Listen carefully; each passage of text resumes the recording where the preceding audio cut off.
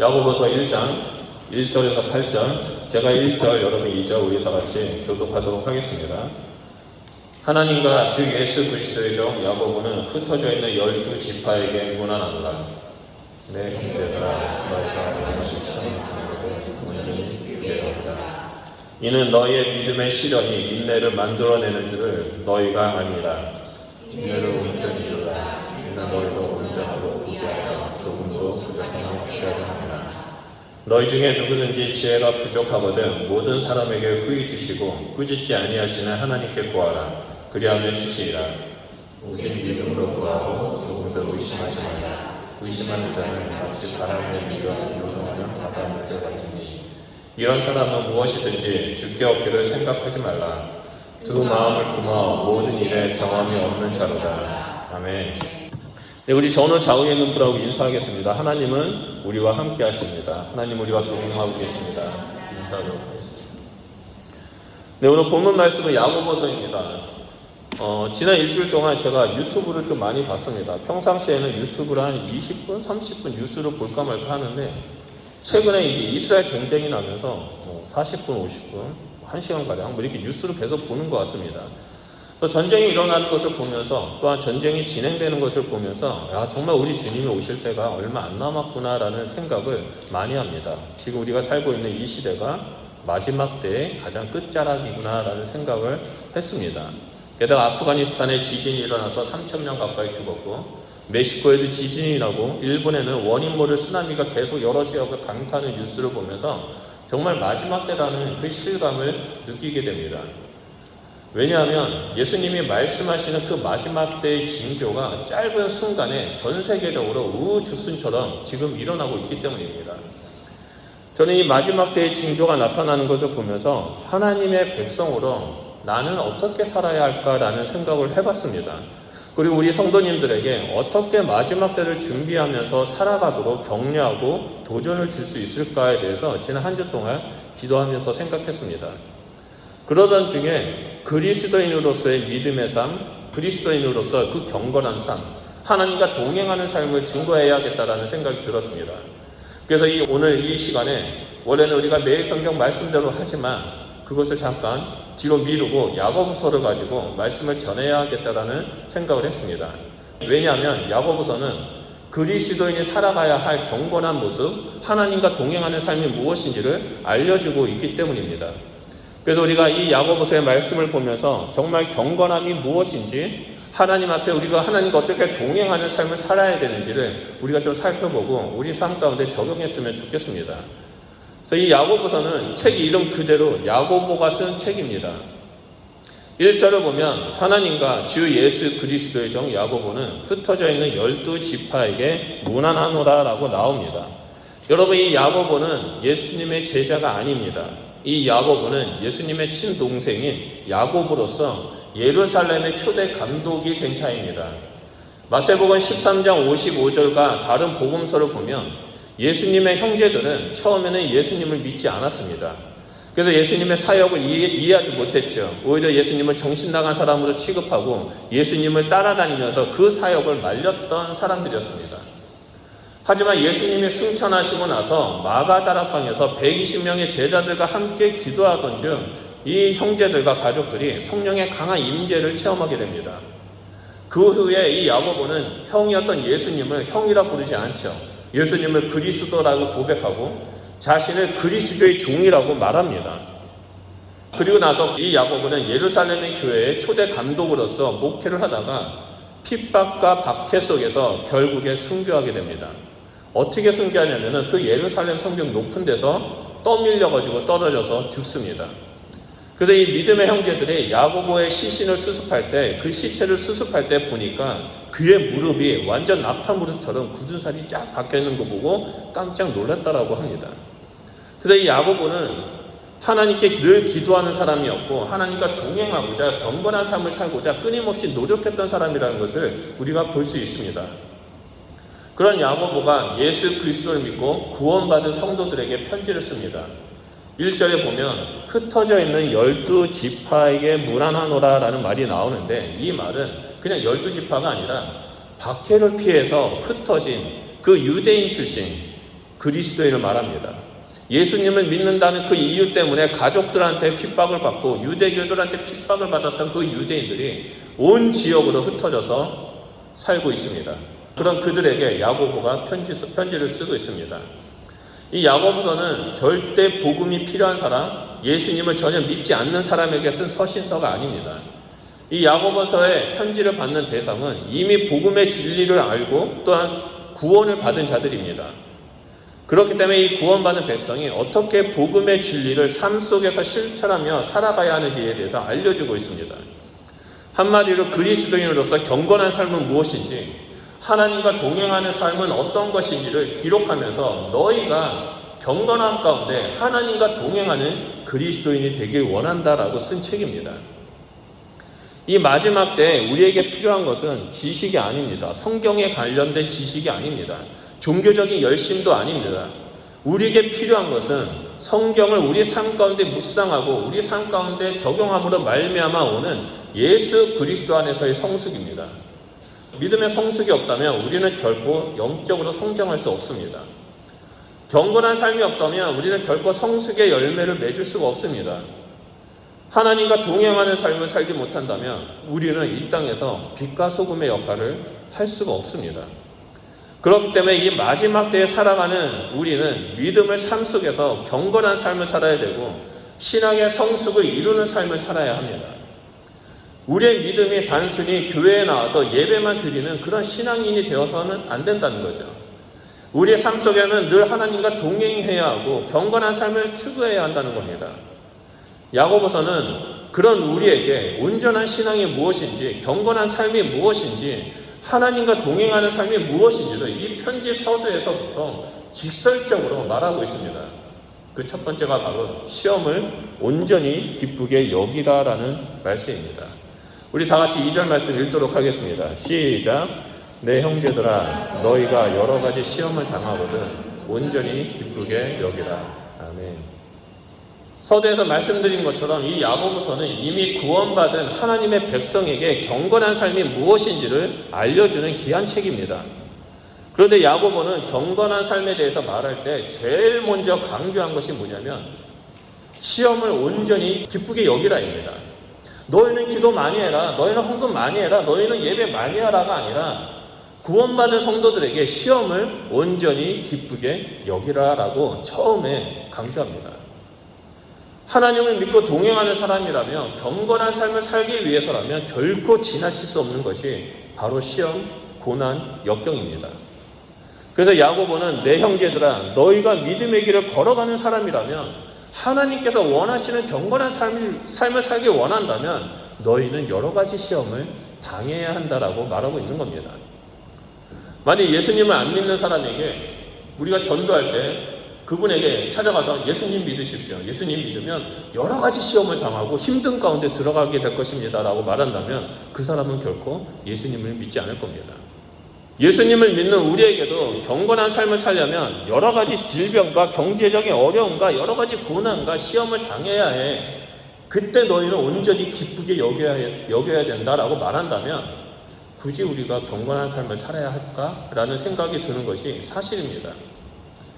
왜냐하면 이 땅의 모든 사람들은 고난을 당하는 것을 원치 않기 때문입니다. 우리를 포함한 모든 사람은 만사 형통의 삶을 살길 원하지 결코 시험을 받아서 고난 가운데 있는 힘든 삶을 사는 것을 원치 않고 있기 때문입니다. 이 시험이라는 것은 예수님을 믿든 예수님을 믿지 않든 모든 사람들에게 나타나는 것은 기정사실입니다. 결코 누구도 이 시험을 피할 수가 없습니다. 그렇기 때문에 지금 야고보가 말하는 것은 여러 가지 다양한 형태의 시험이 다가올 때 그리스도인이라면 어떻게 대응하는지에 대해서 그 삶의 태도를 우리에게 얘기하고 있는 겁니다. 사실 예수님도 시험에 대해서 분명하게 말씀하셨습니다. 마태복음 16장 24절을 보면요. 누구든지 나를 따라오려거든 자기를 부인하고 자기 십자가를 지고 나를 따를 것이니라 라고 말씀하셨습니다. 여러분 이 예수님의 말씀은 무엇을 의미합니까? 고난을 회피하지 말고 고난을 피하고자 하는 마음조차 부인하고 묵묵히 십자가로 여기고 지고 예수님께서 걸어가신 그 고난의 길을 따르라라는 말씀입니다. 사도 바울은 자신이 죽음이 곧 다가올 것이라는 것을 알았을 때 디모데에게 유언을 남깁니다. 디모데후서 3장 12절을 보면 그는 이런 유언을 남깁니다. 무릇 그리스도 안에서 경건하게 살고자 하는 자는 박해를 받으리라라고 말합니다. 예수님을 믿지 않은 세상 사람들도 살다 보면 수많은 시험을 당하지만 예수님을 믿고 특히 경건한 삶을 살려고 하면 할수록 박해와 같은 고난이 다가온다는 것입니다. 우리가 구원받은 하나님의 백성답게 살려고 하면 할수록 우리 눈앞에는 수많은 유혹과 이 고난이라는 장애물이 우리를 가로막습니다. 사도 바울이 말하는 이 박해라는 것이 누군가가 나를 핍박하고 조롱하는 것만을 말하는 것이 아닙니다. 내가 이 땅에서 예수님의 가르침대로 살려고 하는데 자꾸 내 안에 있는 그 속사람이 아무것도 하기 싫다. 아무도 안 보는데 굳이 이렇게 신앙생활을 해야 돼? 오늘 교회 가기 싫은데 그냥 한두 번 빠져도 되겠지. 이런 생각조차 우리가 신앙 가운데 나아가지 못하도록, 하나님 앞에 나아가지 못하도록 스스로 우리를 핍박하고 박해하는 모습인 것입니다. 내가 나를 속이고 박해하면서 세상과 타협을 이끌어내는 것입니다. 예수님을 믿는다면 이 찾아오는 박해, 이 유혹들, 이런 것들은 저 멀리 공산권이나 이슬람 지역에만 있는 것이 아니라 가장 가까이에 있는 내 마음 속에서도 있다라는 사실을 우리는 깨달아야만 합니다. 내가 스스로 타협하면서 내 믿음을 흔들고 박해하고 있다라는 사실입니다. 야고보는 이러한 시련, 고난을 3절에 믿음의 시련이라고 말합니다. 우리 다 같이 3절 한번 읽어볼까요? 시작. 이는 너희의 믿음의 시련이 인내를 만들어내는 줄을 너희가 압니다. 우리가 예수 그리스도를 닮아가는 경건한 삶을 살기 위해서 이 시련이라는 거센 파도와 풍랑을 맞아야만 합니다. 들판의 꽃들이 아름답게 피는 이유는 거센 비바람에 맞서 싸워서 꿋꿋이 태양을 향해 서 있기 때문입니다. 사단은 우리가 경건한 삶을 사는 것을 원치 않습니다. 우리가 예수 그리스도의 형상을 드러내는 것을 원치 않습니다. 두려워합니다. 그래서 우리를 끊임없이 무너뜨리고자 유혹하고 시도합니다. 그것이 바로 우리 주변에 있는 사람들을 통해서 특히 많이 우리를 유혹합니다. 마치 욥의 친구들이 말한 것처럼 너가 무슨 죄를 지었으니까 하나님이 지금 심판하는 거 아니냐. 그러니까 신앙생활 똑바로 좀 하지 왜 그러냐라고 정죄를 합니다. 그럴 때 우리가 필요한 것은 무엇입니까? 바로 성령의 열매이자 하나님의 성품이 인내를 소유하고 그 인내하며 온전히 기뻐하며 기다리는 것입니다. 4절을 보면 인내를 온전히 이루라. 이는 너희를 온전하고 구비하여 조금도 부족함이 없게 하려 함이다 라고 말하고 있습니다. 고난이 오면 온전히 기쁘게 여기고 인내를 온전히 이루는 것이 야고보가 말하는 경건의 삶 첫 번째 주제입니다. 바울 역시 로마서를 통해 비슷한 말을 했습니다. 로마서 5장 3절과 4절을 보면 우리가 환난 중에 즐거워하나니 이는 환난은 인내를, 인내는 연단을, 연단은 소망을 이루는 줄 압니다 라고 고백했습니다. 고난이 우리를 몰아쳐올 때 우리가 인내한다면 연단을 통해 소망을 이루어냅니다. 이것이 신앙의 능력이고 기뻐해야 할 이유입니다. 우리의 신앙은 시험과 고난 앞에 서 있을 때 그것이 믿음인지 아니면 맹목적인 종교 생활인지를 알 수 있습니다. 시험과 고난 앞에 우리가 인내하지 못하고 불평하고 쓰러진다면 그것은 온전하지 못한 믿음이라는 겁니다. 진정한 믿음은 고난과 역경 앞에서 더욱더 강해집니다. 많은 사람들이 자신의 믿음을 높게 쳐주는 경우가 있습니다. 내 믿음은 너무 높아라고 생각하는 경우가 있습니다. 하지만 진정한 믿음은 이 고난 앞에 서 있을 때 그 성도의 삶을 통해서 우리는 알 수 있습니다.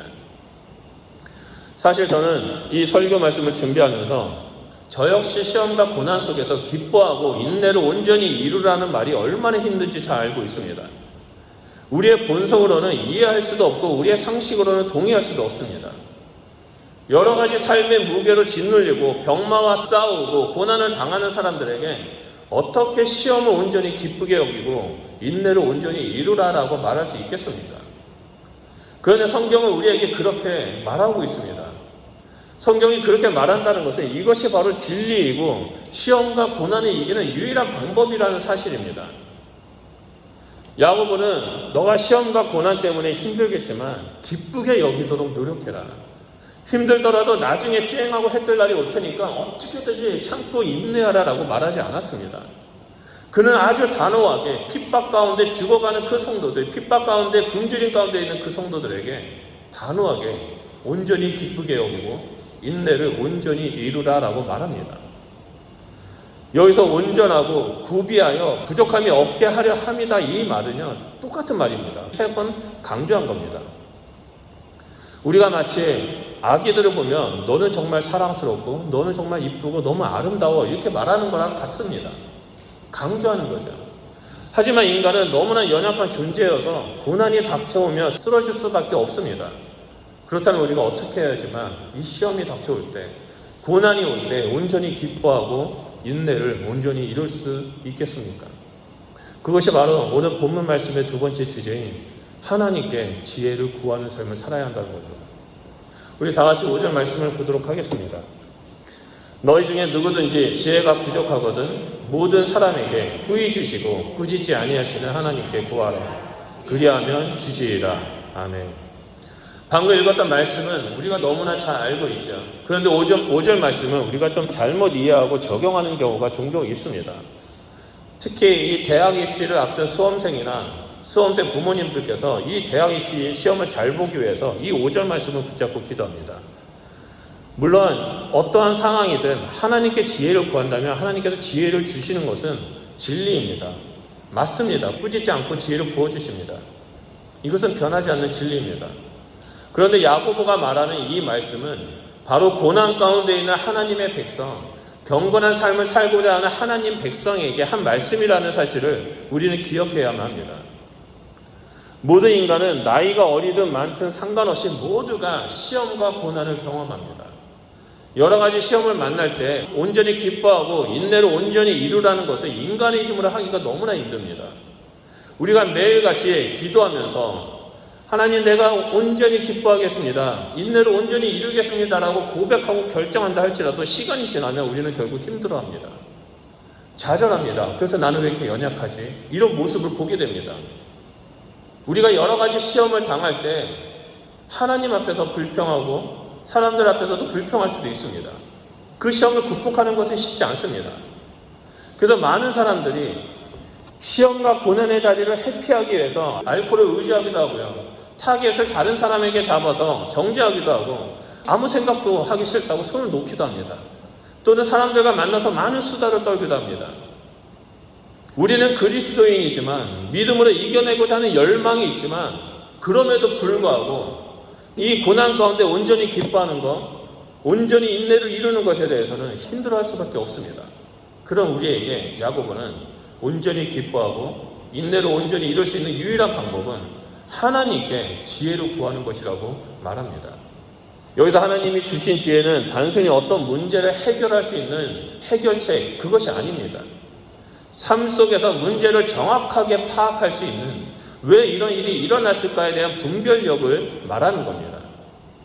하나님께서 우리에게 지혜를 주신다면 우리는 더 이상 인간의 관점으로 시험과 고난을 안 보게 됩니다. 오직 예수 그리스도의 관점, 복음의 관점으로 우리는 이 시험과 고난을 보게 됩니다. 그렇게 예수님의 관점으로 본다면, 복음의 관점으로 본다면, 하나님의 눈으로 본다면 우리는 온전히 기뻐하고 인내를 이룰 수 있게 된다는 겁니다.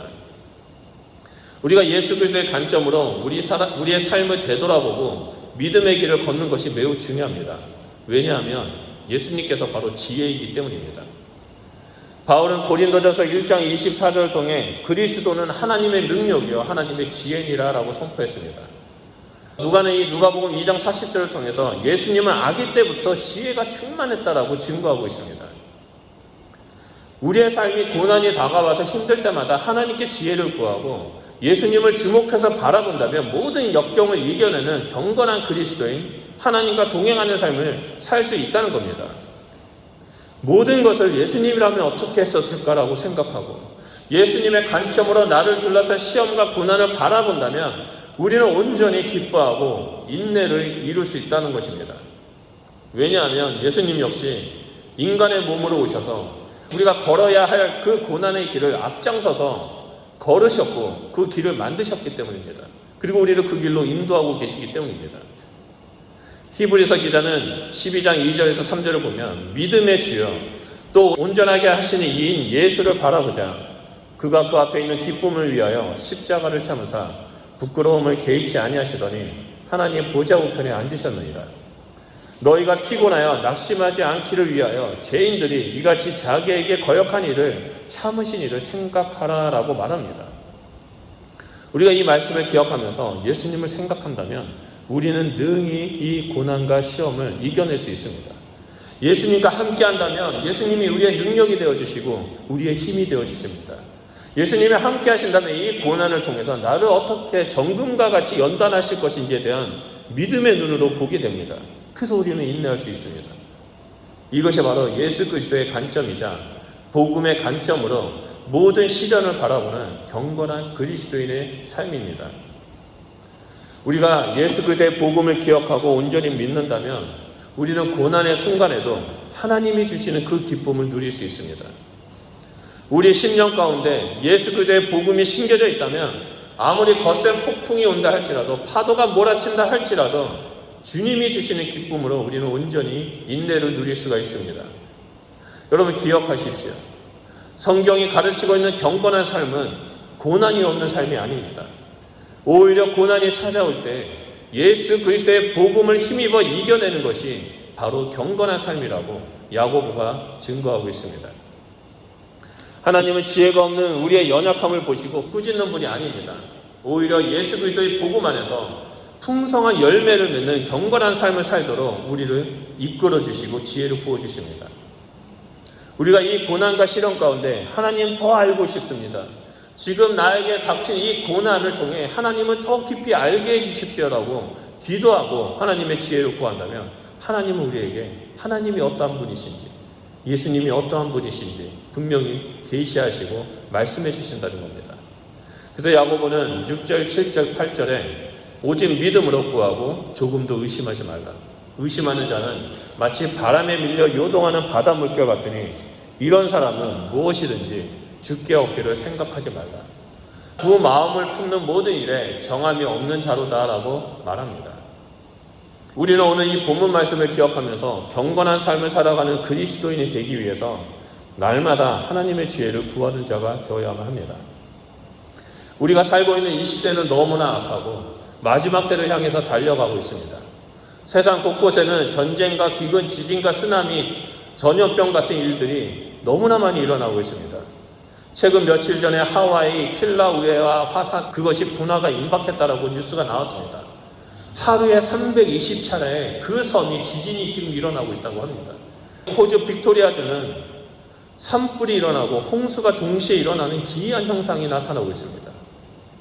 그럼에도 불구하고 많은 사람들이 하나님을 믿는 우리를 조롱하고 하나님은 없다라고 말합니다. 예수님께서 말씀하시는 이 마지막 때의 징조가 지금 우리 주변에 하루가 멀다라고 계속 나오고 있습니다. 이런 마지막 때에 우리가 살아가야 할 길은 구원받은 하나님의 백성으로 경건한 삶을 살며 하나님과 동행하는 삶을 살아야 한다는 겁니다. 우리가 하나님과 동행하는 경건한 삶을 살기 위해서 야고보는 우리에게 제일 먼저 말했던 것이 믿음의 시련이 올 때 온전히 기뻐하고 인내를 온전히 이루라라고 말합니다. 그리고 그 시련을 이길 수 있는 유일한 방법은 꾸짖지 아니하고 후히 주시는 하나님께 지혜를 구하라는 거죠. 지혜 대신 예수 그리스도를 주목해서 바라보고 이겨내라라고 말하고 있는 겁니다. 오늘 함께 예배드리는 우리 성도님들은 삶 가운데 이런 일들이 일어나길 소원합니다. 우리 각자는 각자만의 시험이 있고 각자만의 고난이 있고 각자만의 역경이 있습니다. 그럴 때 여러분 명심하십시오. 지혜 되신 예수님께서 우리와 함께하고 계십니다. 하나님께서 우리에게 한없는 지혜를 부어주고 계십니다. 성령님께서 성령의 열매인 기쁨과 인내를 우리 삶 가운데 맺어지도록 지금 이 순간에도 말할 수 없는 탄식으로 기도하시고 우리를 위해서 일하고 계십니다. 그러므로 우리 사랑하는 성도님들은 어떠한 상황이 있든지 간에 늘 하나님께 감사하고 예수 그리스도를 의지하며 온전히 기뻐하고 온전히 인내를 이루는 거룩한 주의 백성이 되시길 주님의 이름으로 축원드립니다. 그럴 때 우리의 삶은 이 땅에서 예수 그리스도의 형상을 드러내는 경건한 자가 될 것입니다. 우리 주변의 사람들이 우리를 보고 이 사람은 하나님이 형통케 하는 사람이다, 이 사람은 하나님이 함께 하시는 사람이다라고 고백하는 일들이 일어날 것이라고 믿습니다. 우리 좀 말씀을 기억하면서 기도했으면 좋겠습니다. 여러분은 지금 어떠한 삶을 살아가고 있습니까? 여러분은 지금 어떠한 문제와 어떠한 어려움 속에 있습니까? 그렇다면 여러분 기억하십시오. 지금이 바로 하나님을 만날 때입니다.